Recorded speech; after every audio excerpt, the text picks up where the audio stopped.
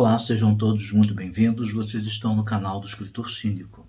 Para esse vídeo eu trouxe um clássico porque hoje é dia de clássico.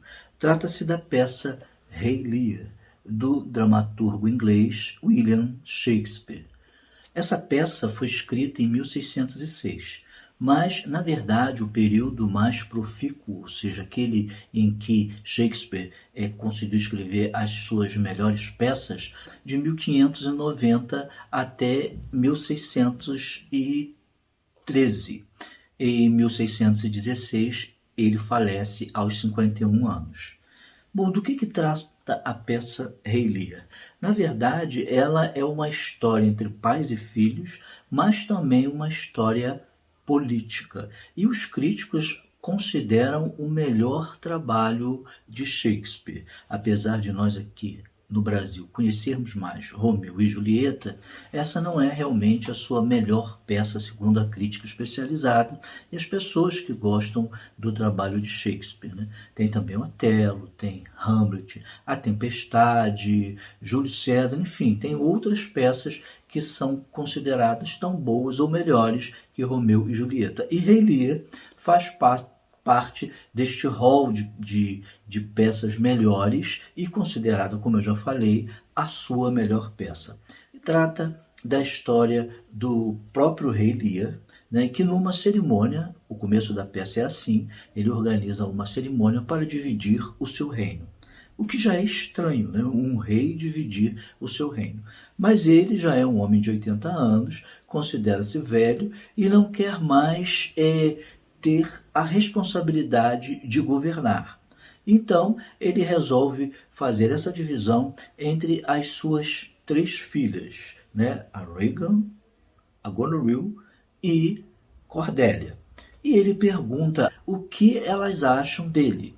E aí elas, né, fazem aqueles elogios exagerados, dizendo que ele é o melhor rei, o melhor pai. E a Regan fala a mesma coisa. E quando ele pergunta a Cordélia, que é justamente a sua filha preferida, ela diz que o ama, mas não faz todos os elogios que as outras fazem, como se ele fosse a razão da vida dela.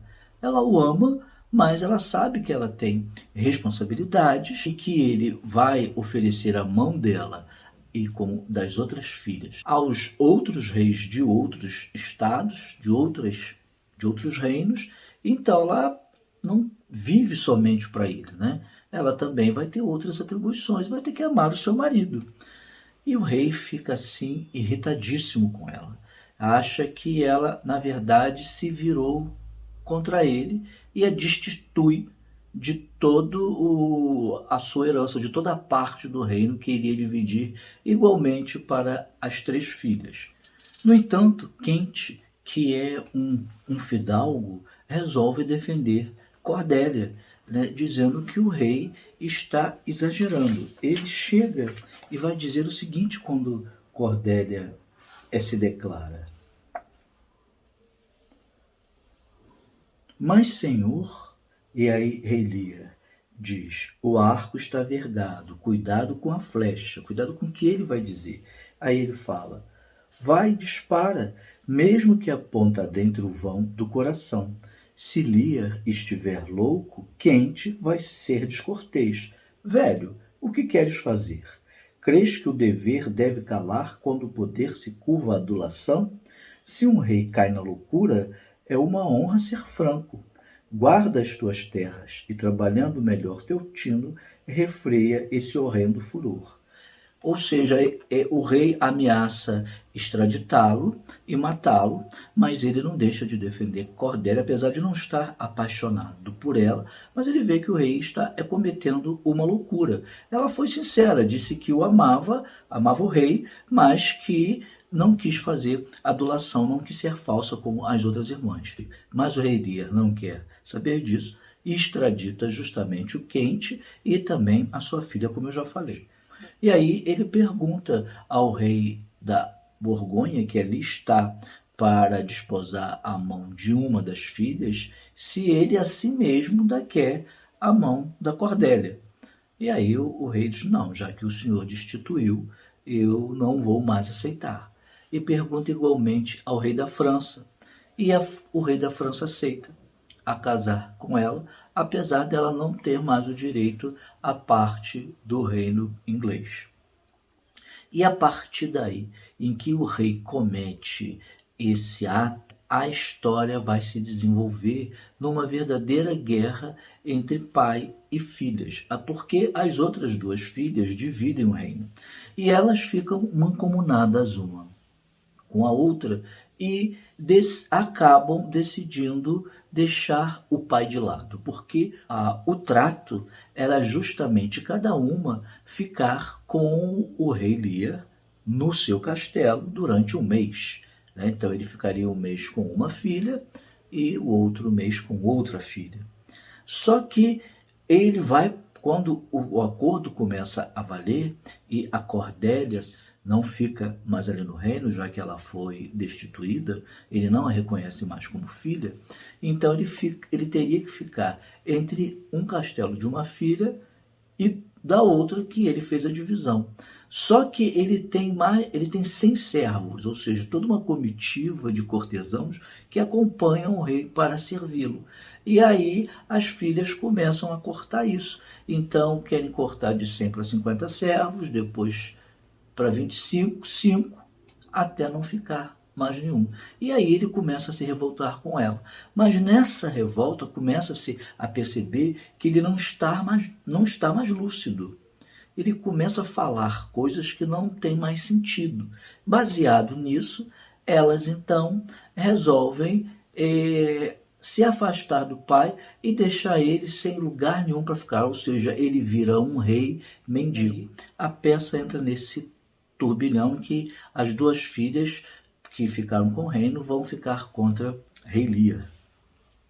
E, paralela a essa outra história, há também a história do conde Gloucester e seus dois filhos, Edgar e Edmundo.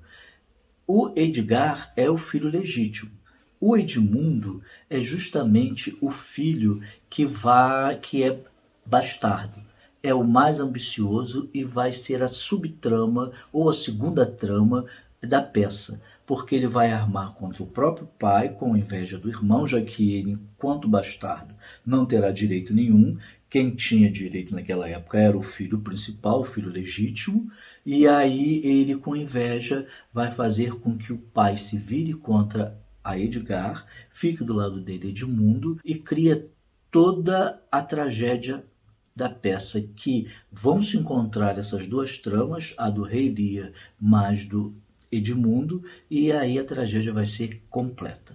É um livro realmente muito bom, é uma peça muito boa, em que está em jogo justamente essa visão do que os filhos podem fazer com os pais quando eles chegam à velhice.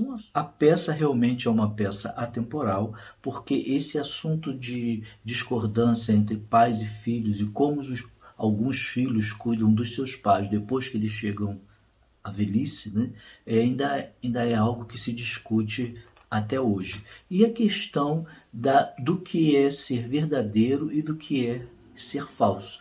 Como muitos soberanos ou muitos poderosos até hoje, né, no nosso século XXI, ainda preferem a sua corte, entre aspas, de pessoas que a adulam, do que pessoas que lhe dizem a verdade sobre como ele está governando e como é estar no poder.